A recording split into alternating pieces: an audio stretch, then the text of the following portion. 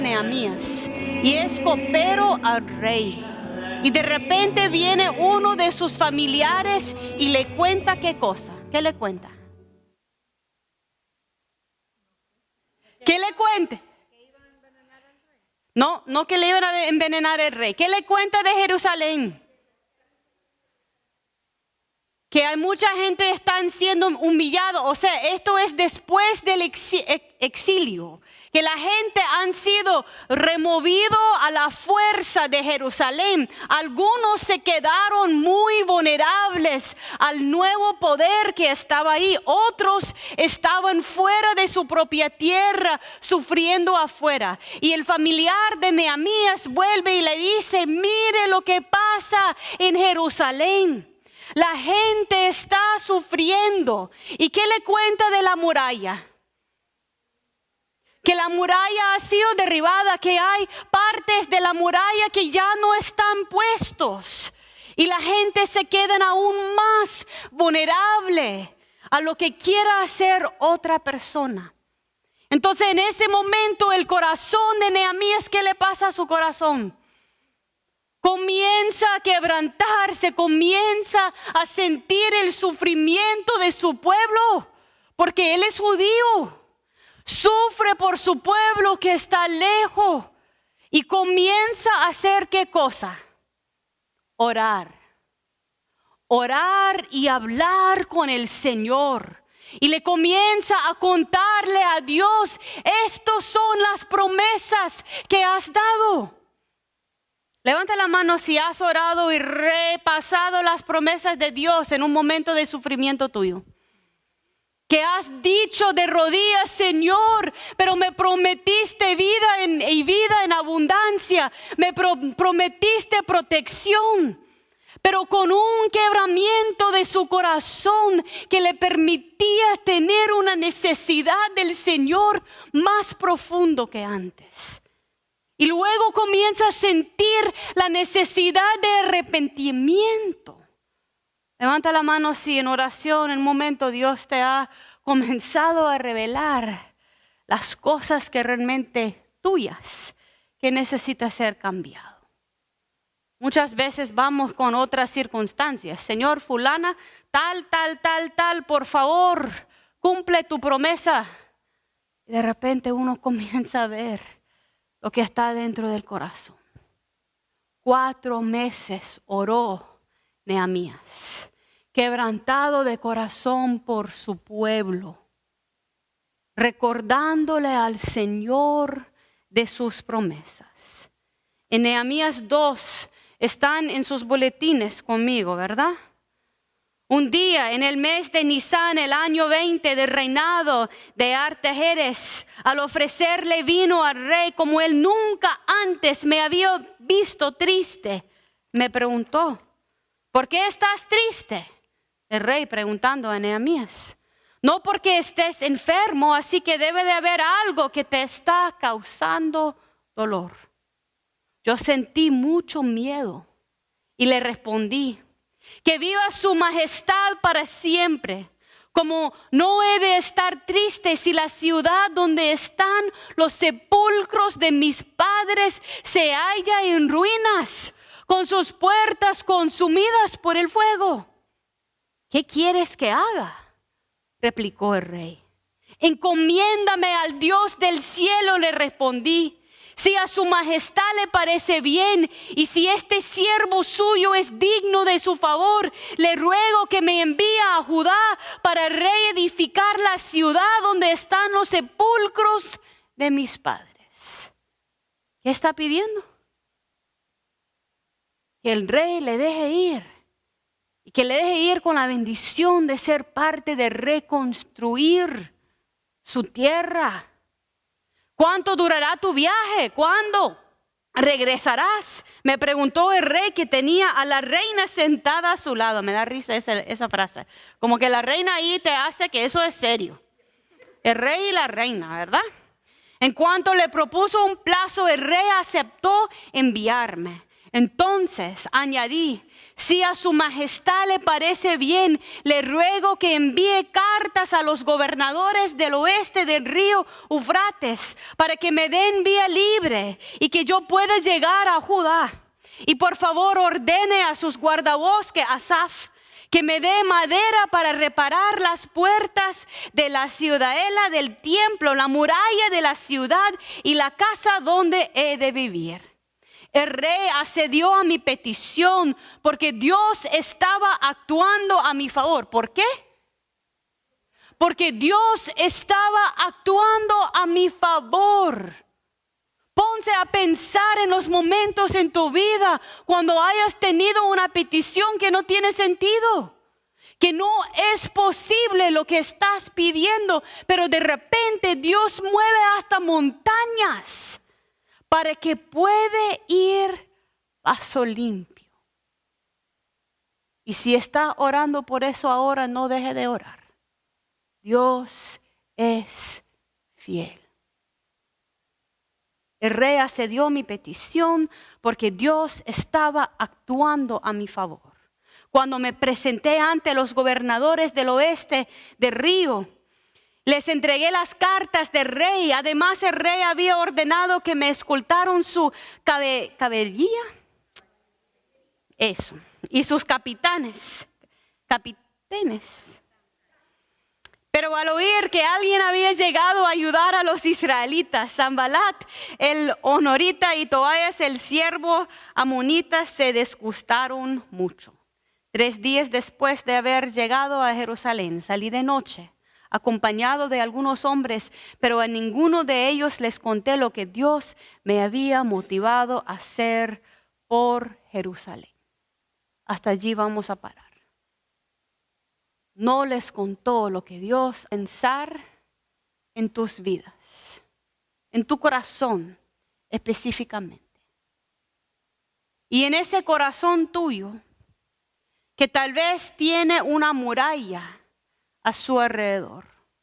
Yo no estoy hablando de una muralla que divide los Estados Unidos y México. Yo no estoy hablando de una muralla que divide Alemania. Yo no estoy hablando de una muralla de odio que ponemos entre las personas que nos han ofendido. No estoy hablando de una muralla entre familiares que no quieren hablar.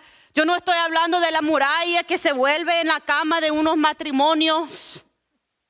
Yo estoy hablando de una muralla de la protección de Dios. No fue hasta que me fui a Jerusalén que pude entender ese concepto.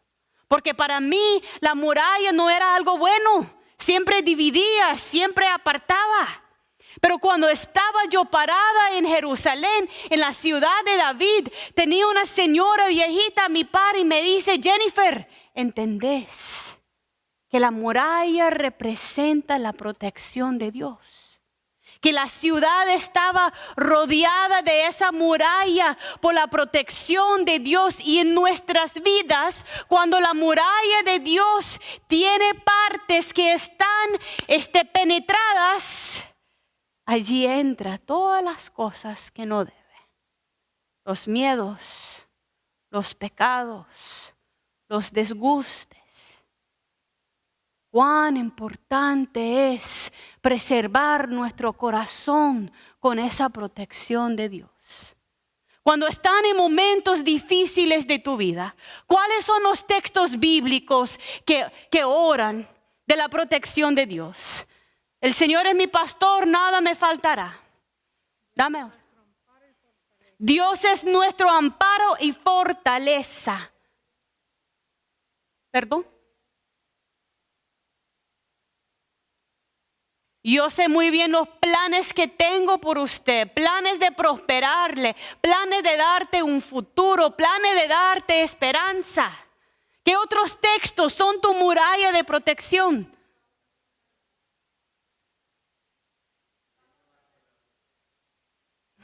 Todos están hablando de lo mismo. Salmo 91. Todos que habitan bajo la sombra del Altísimo. Discúlpame, lo conozco en inglés mejor.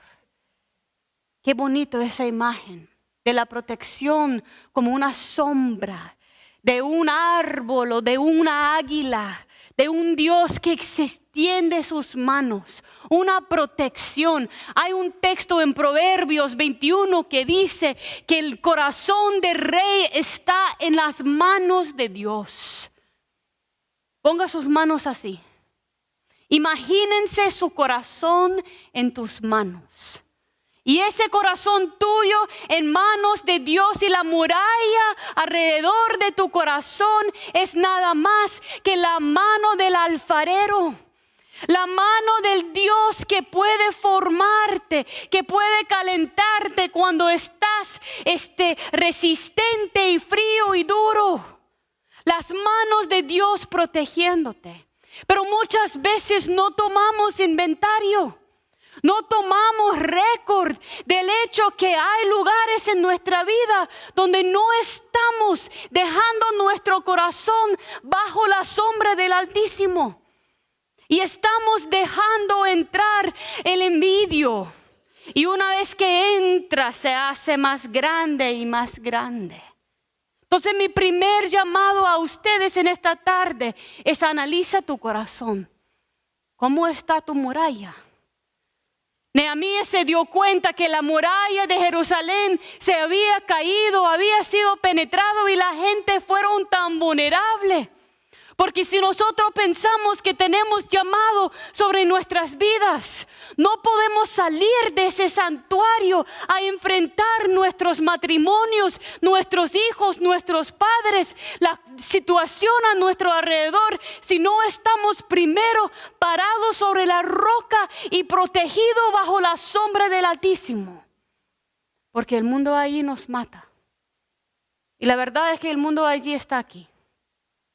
Pornografía, infidelidad, abuso, palabras no apropiadas entre amados, falta de respeto, hijos, padres, falta de entender de quién es Dios, falta de humildad, corrupción, idolatría, está aquí, en este santuario. Porque está en nuestros corazones. Y nadie aquí, nadie, ni uno de nosotros es digno de decir no, yo no. Todos somos pecadores delante de un Dios que necesitamos. Cuando comienza a analizar la muralla, Nehemías entra en un profundo sentir de arrepentimiento. Perdóname, Señor, por los pecados en mi vida, los pecados de mi pueblo, los pecados de mi familia, los pecados de mis hijos, que han permitido el enemigo entrar en la muralla.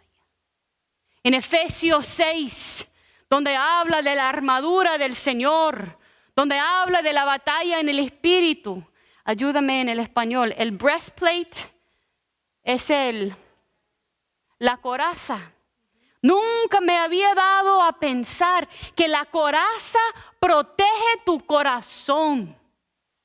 La coraza protege nuestros corazones. Y cuando la coraza se mueve un poquito a un lado, a otro lado, da entrada al enemigo que puede penetrar a nuestro corazón y nos puede dejar vulnerables al sufrimiento y al ataque.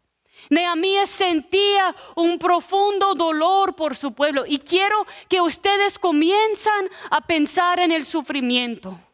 Si has pasado momentos duros, Dios te ha abierto los ojos a ver el sufrimiento de otros en forma que nunca habías visto antes. Porque si has sentido tu corazón literalmente quebrarse, podés ver en ojos de otro la necesidad del Señor que tiene. Y Dios nos da ese quebramiento de corazón para una herramienta de trabajar y andar de la mano con otros. Esta semana he visto a mi esposo Edgar. Muchos conocen que él es de Nicaragua. La situación en Nicaragua es horrible ahora. Y parte de lo que es tan horrible es que el pueblo que pensaba que había sobrevivido y vencido una situación de violencia, en pocos momentos está viendo a su país caer. Y como esposa, cuando yo veo sus ojos, ese es el sufrimiento de Nehemías. De ver su pueblo lejos, de ver el sufrimiento de la gente, de sentirse impotente de hacer algo, de sentir el nivel de dolor y de solamente gritarle al Señor, Señor, tus promesas por mí y por mi pueblo. Lo más cercana que yo llegué a eso esta semana fue con la muerte de mi abuelo. Mi abuelo estaba solo, muriéndose, y el sentir en mi corazón, Dios mío. Pero Señor, ese Señor que me ha dado tanto, que yo he caminado con gente en la muerte, mi propio abuelo está muriendo solo. Hasta que mi mami llegue el martes y él hace la transición el miércoles. Pero cuando el Señor comienza a quebrar corazón de uno, Él lo hace con propósito. Por aumentar tu compasión, por aumentar tu deseo de actuar, por no permitirte quedar donde estás, por decirte mi pueblo está llorando. Y yo te estoy sanando, no solamente por vos, pero para que vos seas con ojos compasivos instrumento mío en el mundo. Y si esta iglesia, si nosotros vamos a ser iglesia donde haya transformación de corazón, de vida y de comunidad, primero tenemos que permitir ese nivel de sufrimiento entrar en nuestros corazones, sentirlo y decirle, Señor, no, en mi fuerza no puedo hacer nada. Pero abre camino, dame cartas para presentar a oficiales, dame materiales para reconstruir el templo, dame un deseo de ir a Jerusalén, aunque yo no sé qué voy a hacer. Dame un deseo de ser instrumento tuyo en este mundo. Yo creo que nosotros no nos abrimos al sufrimiento por miedo. Porque hemos sentido suficiente en nuestras vidas. Que más fácil no ver la persona que le falta comida. Más fácil no ver la soledad de alguien.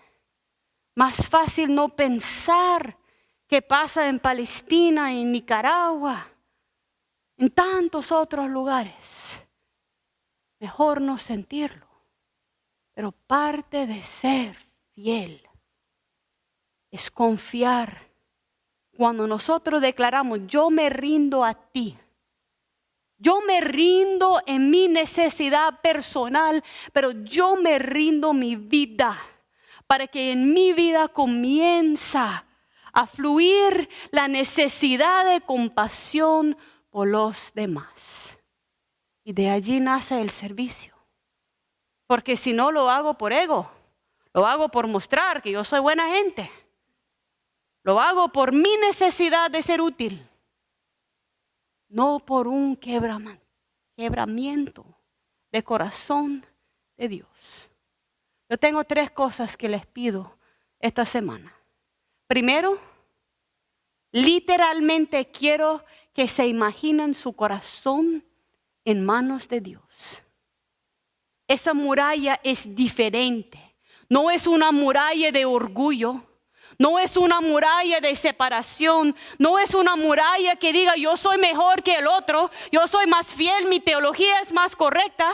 Es una muralla de la mano de Dios que diga en mis manos te formé. ¿Dónde está tu corazón en manos de Dios? ¿Y dónde hay hoyos? ¿Dónde estás permitiendo entrar el enemigo? ¿Dónde estás descubierto? ¿Dónde estás faltando la protección de esa sombra? Primero. Segundo, yo les pido que ore. Ay, pero pastora, todos los días nos pide que ore. Yo creo de lo más profundo de mi corazón que lo que va a quebrantar el corazón de esta iglesia entera es la oración. 4 meses oró Nehemías sin moverse. 4 meses antes que Dios actuó. Que ore, que los lugares en tu corazón, que no hable con nadie.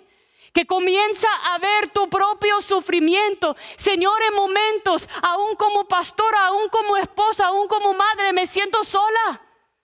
Me siento sola, Señor. Porque hay parte de mi vida que solamente tu espíritu puede entrar.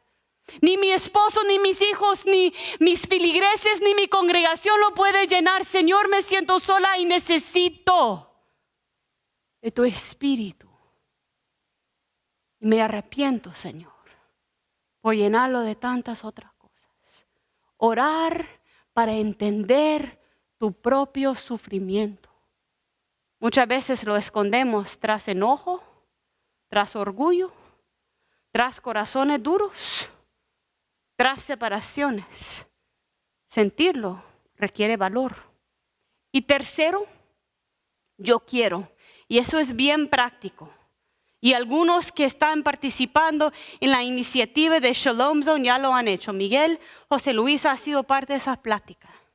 Yo quiero que una vez en esta semana me dedica 30 minutos de orar, de manejar, de andar en bus o de caminar alrededor de esta iglesia. No más lejos que 5 millas de esta iglesia. Y que ore al Dios que te quiebre el corazón por lo que le duele a Él. Aquí. Señor, ¿qué hay aquí que le duele el corazón? Personas sin casa, falta de respeto en hogares, niños que tienen que pasar hambre. ¿Qué es que le quiebra el corazón de Dios? Pero si nosotros no somos dispuestos, preguntarle al Señor que nos muestre la necesidad del pueblo, ¿cómo vamos a ser parte de lo que Él quiere hacer? Imagínense su corazón en manos de Dios. Ore, que revele el sufrimiento tuyo que has escondido. Y dedica 30 minutos alrededor de esta iglesia. Que te revele que le duele más a Él, no a ustedes, no a mí, a Él. Y de allí comienza nuestro llamado. Pues la iglesia no tiene su sitio sin razón. Somos llamados a ser el cuerpo de Cristo vivo en esta comunidad. Somos llamados a tener palabra para esta comunidad. Somos llamados a hacer lo que el Espíritu usa para transformar esa comunidad. Pero si no permitimos que Dios transforme nuestro corazón y nuestra vida, ¿cómo vamos a ser parte de un cambio en la comunidad? Ayúdame, Señor. Ayúdame. No tener miedo del sufrimiento, pero creer que me lo da para vivir con compasión y relación con los demás. Vamos a orar.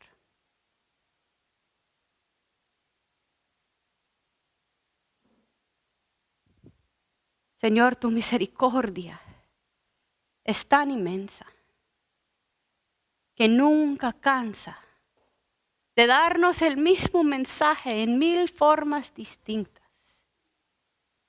Así que venimos delante de usted en esta mañana, Señor, queriendo primero que nos toca el corazón.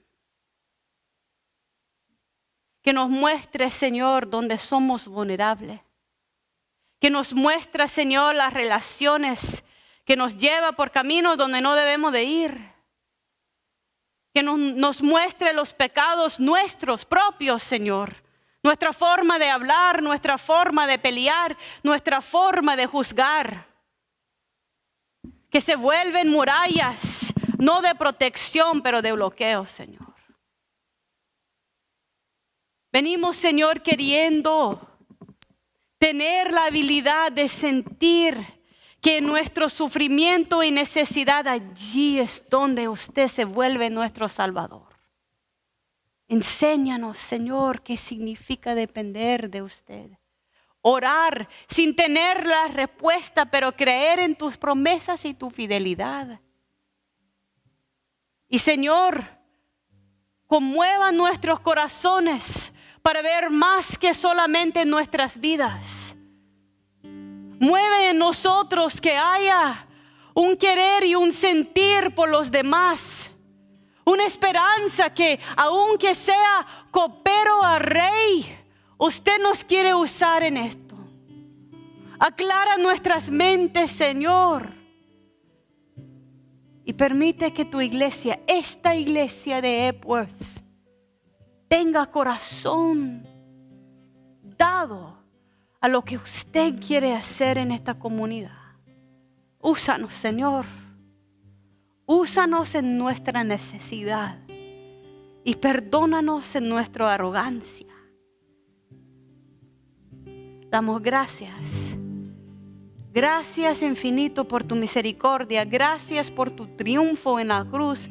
Gracias por siempre hacer camino donde parece que no hay. Ábrenos, Señor.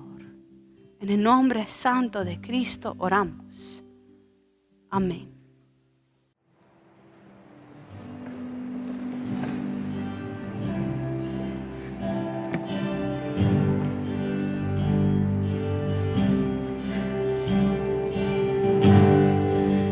Si abatido y dolido estás y cansado del peso cargar, Cristo nos llama. Si al final del camino estás sin saber hacia dónde irá, Cristo nos llama.